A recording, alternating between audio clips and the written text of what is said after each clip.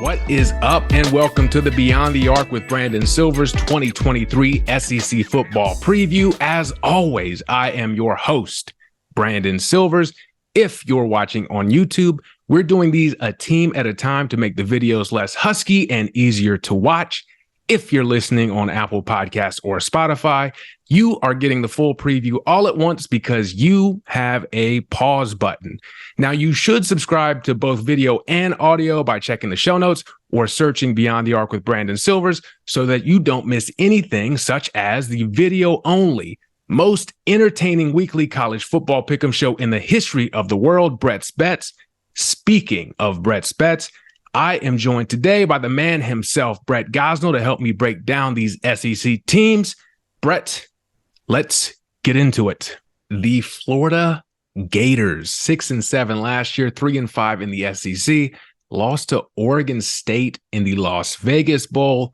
Billy Napier is back for his second year here. They lost the number 4th overall pick in the NFL draft in quarterback Anthony Richardson, but he kind of sucked to me, so I don't know how hard it will be to replace him, and maybe they did a good job doing it. I don't know. Brett, what do you think? No, they didn't. They did not do a good job replacing him. We'll start with just a quick overview. Florida is Vegas has them at 5.5 wins over under. That seems very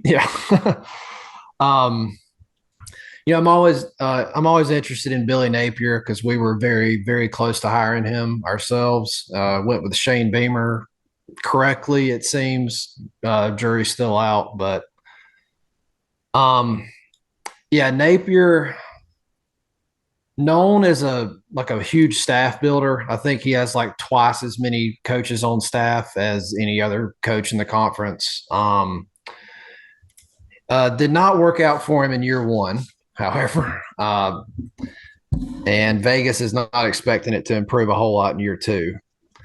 So going first into the quarterback, Graham Mertz from Wisconsin. He was not horrible at Wisconsin, but he wasn't good at Wisconsin, and stepping up to the SEC, I think, has disaster written all over it. If you're mid in the Big Ten, I think you are poor in the SEC. Yeah, well said. And going further, so Napier, at least at Lafayette, he ran like a power spread offense. And one of the reasons I was happy we didn't end up hiring him, the offense didn't ever seem to flow. I mean, they scored plenty of points because they had good players, but it never seemed to flow that well, and it seemed to rely extremely heavily on having a mobile quarterback just pull plays out of his ass. And if there's anything Graham Mertz ain't doing, it's that. So bringing a statue into a Billy Napier offense, I don't know why they're even attempting this. It really makes no sense because you mentioned the type of quarterback that thrives in a Napier offense really would have been Anthony Richardson. And he didn't terrible. Either. Yeah. So I don't know why you would bring someone who is the exact opposite of Richardson and think that he could do anything. Yeah. So that's not looking good. Overall, the running back room is very good at Florida. However, huge questions on the O-line. They're bringing in a ton of transfers to try to fill in there. The receivers, nobody jumps off the page off you there. So Mertz ain't going to have a lot around him to work with either. No, Montrell Johnson and Trevor Etienne combined for like 1,500 yards last year. But like you said, offensive line questions, no one to throw to. You would think teams would be able to load up against the run. Good luck to the Florida offense.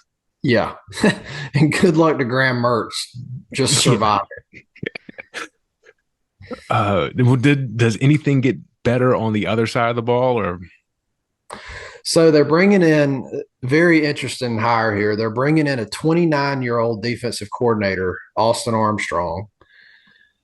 He had the number 12 defense in the country last year at Southern Miss. And he spent some time at Bama and Georgia as a staffer.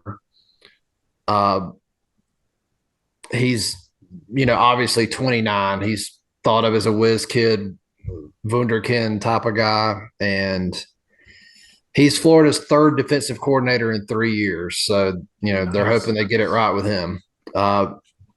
But yeah, I mean, it's I guess a high risk, high reward type hire. I don't know. I mean, he's proven him, despite being young, he has proven himself at Southern Miss, which is not a low level of football. I mean, that's good stuff to have a fringe top 10 defense there.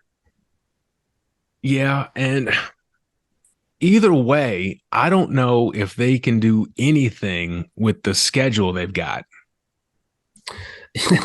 Yeah. That probably plays a large role in the 5-5, projected win total, or excuse me, 5.5 projected win total. But yeah, looking at the defense, they've brought in a ton of transfers. There's high talent guys all over there, especially with the transfer class, but they've not proven themselves. Obviously, they wouldn't be transferring to Florida if they had proven themselves. But so, there could be some talent there for Armstrong to work with. The most interesting thing to me, they have and I remember one of these guys from last year when they beat the shit out of us. They have 2 different 370-pound D tackles and a 440-pound D tackle. That is insane.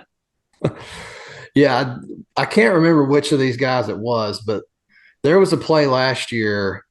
We ran right up the middle, and this guy I can't remember who it was running the ball for us, but he single-handedly bear hugged our running back, reached around, he had him back to chest, and reached around and pulled the football out. It was just so embarrassing. Well, yeah, that's Gamecock football.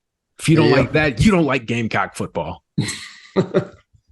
But, well, you would think they would be able to stop the run some with all that size, but that might be about it. I don't know.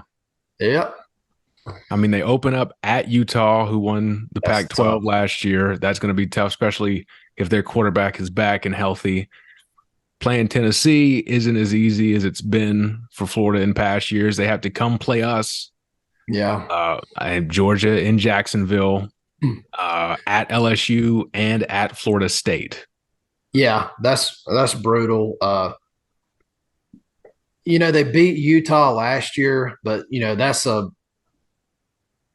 Pac-12 team flying across the country to the swamp. It really doesn't matter how good Florida is. They've got the advantage that game. But now a weak SEC team going to Utah, I mean, I feel like Utah handles that, especially playing with revenge from last year.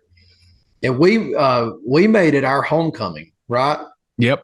That shows what we think of Florida, even though they beat us 30-6 or whatever last year.